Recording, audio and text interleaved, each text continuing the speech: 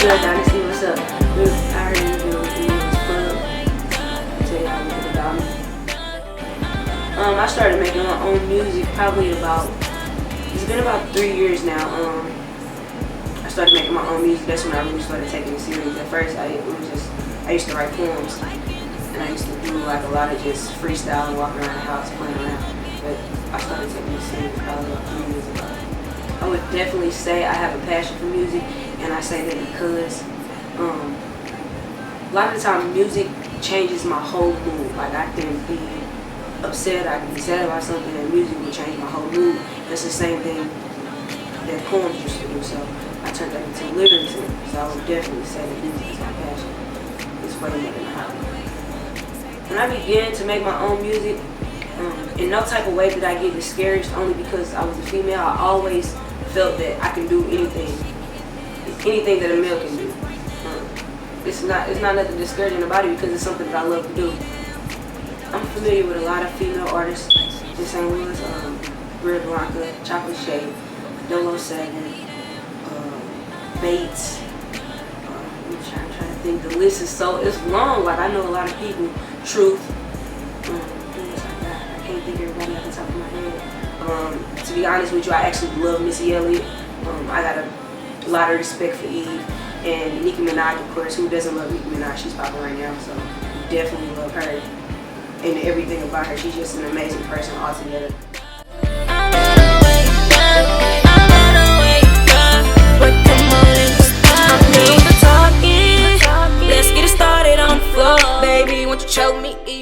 Man, music moves me in the most. I don't even have the word for it. Like it's awesome. Like I said, it just changes your whole mood. Like music can make you go from happy to sad to being in love to not being in love to just everything. Like music is everything. A lot of people and a lot of things that I've been through in my life inspire me to do better.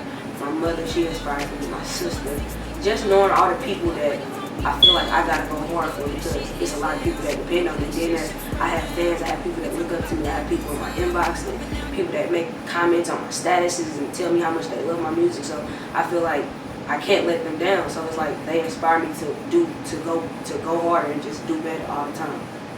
I'm gonna be totally honest with y'all. I was born in East St. Louis. I moved out of East St. Louis when I was 8. But I still remember everything. I still have family there in East St. Louis. Like you heard in a lot of my songs, I always say East St. Louis and St. Louis. I never forget where I came from. My social security is 333. If you know that, you know that that's somebody from Illinois. You know what I'm saying? So we definitely, like I said, my mom moved us out of the projects. We stayed in the projects when I was younger, up until the age I was 8. Me and my mom, we stayed in the projects in East St. Louis, in Washington Park, and we moved. My mother whole thing was she wanted to move me out of the hood because she wanted me to go to a better school. So for the majority of my life, I did grow up in North County. I grew up Hazelwood area, Hazelwood, Ferguson, Florissant, all those areas. Those are the areas that I mainly grew up in. But for the most part, you know how kids are in the summertime. I was always in East St. Louis with my cousins and stuff like that. So I mean, it definitely plays a big part. Your whole upbringing plays a big part on where you come from, because even though we moved out of the hood, what went on in those 4 walls it's like we still lived in the hood, but it was still good. It was good and it was bad at the same time, because my dad was a drug dealer, my brother was a drug dealer, my mama she's a felon. So it was still a lot of hood shit going on, hood things going on, but she just moved us out of the hood. But you can't take the hood out of it. The name Donesty comes from my first name starting with the D, which is Daria, and the rest stands for honesty. So going into that, I would say that the lyrics for my songs are inspired by actual true life events.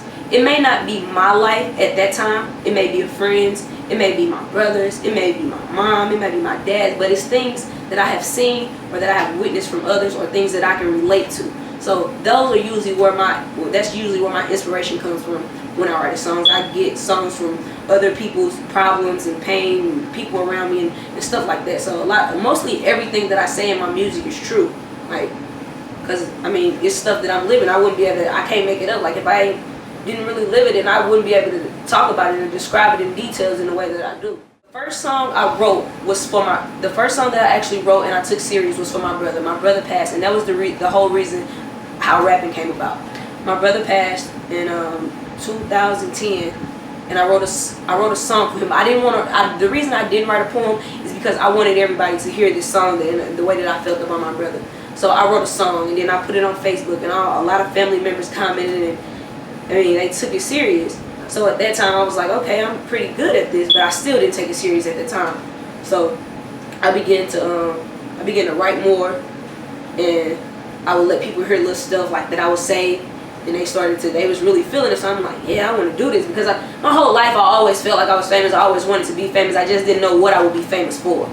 So when I felt that I had that knack and that talent, I just went full-fledged with it. Like, I've always been a great writer. Like, my mom still has like reports that I did at school, like from classes and teachers saying I was a great writer, like way when I was like yay high. So it's always been something that I was able to do, but I guess I just had to really find myself, and then I found myself. So I'm here now rapping.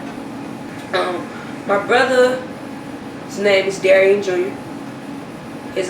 He passed away back in 2010. He got shot. He got set up. He was like a huge drug dealer in St. Louis.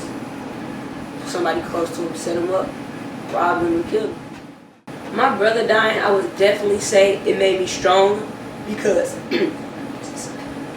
I was weak for so long after he died. So it became, when I wrote that song, it gave me strength, it gave me power. That's why I started rapping, because him dying, like, it put something behind me, because I know the person he was, and I know the goals that he had set for me, and the things that he wanted me to do, which he wanted me to go to school. That's the whole reason why I was in school. But when he died, I felt like this was my time to find my real passion and find who I really was. So he definitely has a big effect on the reason I rap, the things I rap about, my lifestyle and everything. By him being the person who he was, and me growing up in that type of environment, it made me the person who I am.